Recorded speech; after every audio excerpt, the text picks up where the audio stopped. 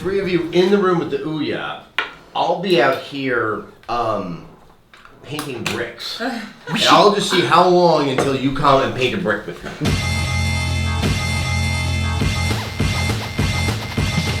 Big week, because of Bioshock and the Ouya. Yeah, I guess it's the 1-2 punch. They're doing an unveiling. Is that on the 28th? Right? I mean, we've already seen it. Right? Exactly. It is. I'm guessing they're gonna show some games. A game, maybe. Probably Angry Birds. Just like probably Angry Birds. Okay, so I feel so bad saying that. I feel so bad saying that. I mean, but it is. I mean, but I think the thing is okay. Here, this is the Kickstarter darling. This was last year around this time, correct? Mm-hmm. Okay, this is right around the time that I'm discovering the nuances of the world of unemployment and the internet. $100 console sounds good when you're unemployed. Sometimes it's kind of like I wanted to exercise my existential prerogative. I'm like, I'm not going to learn about games right now because I don't have to. So this was something I slowly kind of got wind of. But I mean, how would you guys characterize what happened when the Kickstarter was announced, what they were doing? I feel like in the beginning, everyone was super excited about it because it was so different than what we'd seen before. And then a few days later, reality sort of set in. And like, in fact, Julie Ehrman mentioned this in her keynote at South by Southwest, that when the Kickstarter first went up, they didn't even have a website for the Ouya. So a lot of people thought it was a scam at first. Because another publication called it a scam. Which is a very good attitude to have when someone is asking for your money. Well, and also when somebody's asking for your money because they're going to make a video game console, right? Yeah. Like that's a very particular business to get in. It takes like really deep pockets and a lot of know-how. And it's, I thought it was a scam. Then when we found out it wasn't a scam, I was initially excited because I want anything that's gonna buck the 3-platform system. You know what I mean? I want anything that's going to give me the alternative. Okay, is the buck the open source nature of it? I mean, I couldn't figure out where, oh God, I'm going to say the word, the disruption was. The value add, what are they leveraging? Well, yeah, I mean, it's just like, you hear Android games, yes, there are games that are fun to play on Android, but I'll be honest, I still think of that as a phone, as a tablet, and I don't see where, okay, now it's on my television. Are we going to see a level of sophistication of design that takes advantage of, that makes it at least competitive? It's really interesting because so many people are down on, for the people who are down on the Wii U for not having enough power to go into the next generation here, we're talking about like a Tegra 2. And an NVIDIA mobile, but yes, it's constantly hooked up to a power supply, so they're able to run it at full clock speed all the time, but this is not earth-shattering technology. So that's not it. The Ouya controller has the touchpad on it, right? Where it's not a screen, but it's like kind of like what the new PS4 controller has. Yeah. I feel like the Ouya will be a good jumping off point to that for developers to figure out how to best leverage that. I don't really see it providing anything for people who obviously for people who play AAA games, because they're not going to have most of them on there. I think that touchpad is there for mobile developers for ease of porting. I don't think it's necessarily there for you and me. That's the issue. I keep on seeing ease of porting in this. Yeah. And then it's like, well, I don't want more Android games on more things. Looking at the NVIDIA Project Shield, playing those games on a TV, it didn't win. Yeah. I mean, the TV, it's not designed. It's not designed for the resolution of a television. Also, the gameplay isn't designed for what you tend to do when you sit down in front of a TV, which is I'm now committing myself to an hour or 3 playing a game. When it's in your hand, it's like, I can't masturbate in public. Angry Birds. Yeah, I don't usually sit on my couch and play games on my phone for like hours and hours on it. No. So they'd have to make the games a little bit more in-depth and involved, I think, to really get people sitting in front of the console for at least an hour. The thing that we have going on here, and I think the thing that's supposed to be the big value of this, is it's the indie console, right? Like, we're hearing this a lot. Like, the Vita wants to be the indie console. The Ouya wants to be the indie console. I don't know if that's something we're at. I love indie games. No, that's my jam. It's his thing. But like, do I need a console for that? Well, but also it is this. I think you've hit on it. That it's like the Ouya's turned into a unicorn, and we're chasing it through the forest. That it's supposed to be this magical solution, that this upending of the corporate ownership, and I get the narrative. I just don't see that actually happening. I mean, I remember this back when I was young. There was this thing called the Phantom, and I remember it was covered in I think it was a Next Gen magazine, and it was supposed to be this open source console that I think was what the Steam box purports to be, even though there is no Steam box. Yeah. Really? Because I remember the Phantom had like a controller, and it also had like a wireless keyboard and mouse that looked amazing. Yeah, and it was just, and like, it was once again that sense of revolution, like, haha, it's an open system, we'll show you corporate overlords. And it turned out to actually never come to market, and it may never have existed in the first place. But it plays on some kind of zeitgeist, and I find that really interesting. I think people want that sort of, upheaval, and they want that change, and we want to think about like, you know, especially with Xbox Live indie games not doing really well at all, winding up being terrible, right? Xbox Live indie games wound up being terrible. So there are a lot of indie developers and people who like indie games who are like, I want to make a game for a console, and I don't want any bullshit. I just want somebody to let me put my games on a TV. I totally see that. I don't think the majority of people are going to buy it.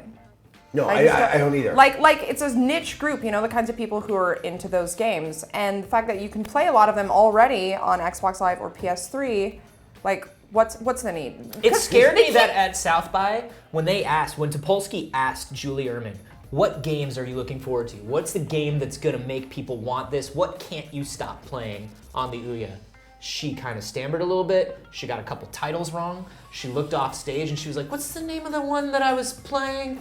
Like, at least one of those was like a mobile phone port. I got a little scared, because you have to have the game that's gonna bring the people to the hardware. I feel like they're probably struggling to hit that June retail deadline, and maybe that's part of the reason that things have been so crazy lately, because she also announced at that keynote that, well, first they sort of implied that online multiplayer wasn't gonna be live at launch. Apparently that's not true, it will be, but they're not gonna have like achievements or leaderboards or all of these small extras. You know, it does Steam. And I feel like that's the same audience. If we went out on the street, no one knows what the Ouya is. Yeah. No, they don't. And they keep spinning it as, she said in the keynote, again, it's not an either or decision. You can buy an Ouya if you still own an existing console because it's so cheap. When in fact, it's really not that cheap. It's $100. If you want a controller, which you're gonna need, it's $150. And if you want to play with anybody else, it's $200 minimum right there. Like I said, there's just a little bit too much of the unicorn here, that like good intentions are somehow going to manifest themselves as like, you know, crazy success. Right. That rarely ever happens. Yeah. But you know, at the same time, like I wish them enough success to continue with this as an experiment. I want them to at least be the thing that makes people look and go, oh, you've got Microsoft and Sony and Nintendo, but maybe there is a place for somebody else. Like maybe there is a place for a different kind of game. But what if, this is kind of like what Steam can do, if you just integrate it into the TV. Yeah. So there isn't a second item. There isn't some ancillary purchase that you have to decide on. That I bought the TV because I want to watch Real Housewives of Barbizon. I don't know. I just made that up in my head. But I would watch that. But it's like, oh, but I can also play games on this. Okay, I'll try out one. Okay, I'll try out another. Yeah. I mean, I think it's such a simple piece of technology that it may not, it may be hurting itself by being a separate device rather than something that's I don't just see universal. a lot of people paying $100 extra for a TV just because it has an Ouya on it. Well, the licensing fee I think would be cheaper if they put it in, if they integrated it. You just license to Samsung yeah, and but mass then you produce a still TV. need controllers to play Oh it. yeah, absolutely. And I think the issue with integrating it is, you know, ask Boxy how that worked out, and ask Roku how games are doing on the Roku, because they're available. I had no idea. I think, yeah, exactly. And I think the thing is, like, if you want a device that plays, like, if you're somebody who plays games, you go to a device specifically for games. But if you're not somebody looking for games, it's a nice little, you know, it's a nice little bullet point on that thing at the Best Buy when you buy the TV. Oh, it'll play games if I want it to. You're never gonna look. And I guess the other thing is, we're also watching the decline of television. There's a reason I work here. Right. But I'm not even being snide here. I mean, the networks are collapsing. NBC is this kind of spiraling disaster of like, let's put a monkey on the air, like Lifeboat. People are going to the internet. But I think that's where they're seeing a lot of their programming. And that's where people are already going, and the games are already there. Well, I think it's the thing is why we need to put these games on a television as some kind of act of justification and legitimacy. Because right now, you cannot get a 50-inch monitor, a 55-inch monitor for your PC, right? Like you just can't. Angry Birds doesn't benefit from 50 inches. But and so if you want that kind of like big living room experience, and you want to do that with Steam, like it's easy to say like all you need is to run an HDMI cable from your computer, but and use big picture mode. But the flip side of that is like the Ouya is this big, and you put it on your TV, and then you have games. Your PC is set up somewhere, and it can't be where you're doing your work and where you're watching TV at the same time.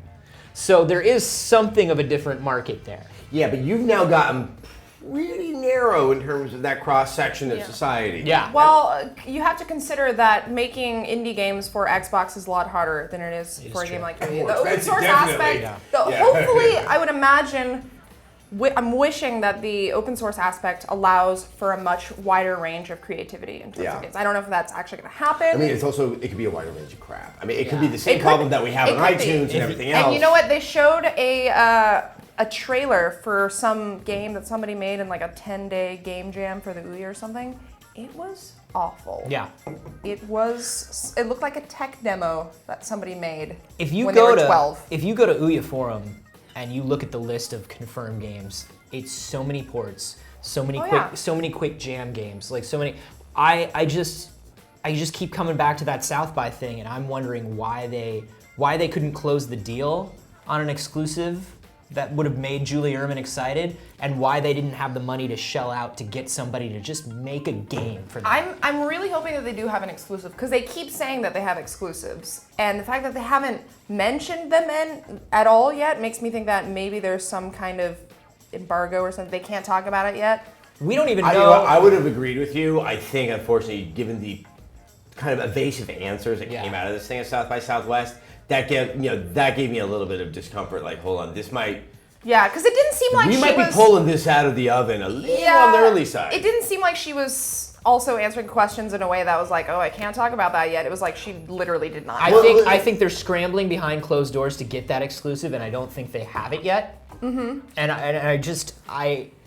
Sony has already showed us, and we don't even have a release date.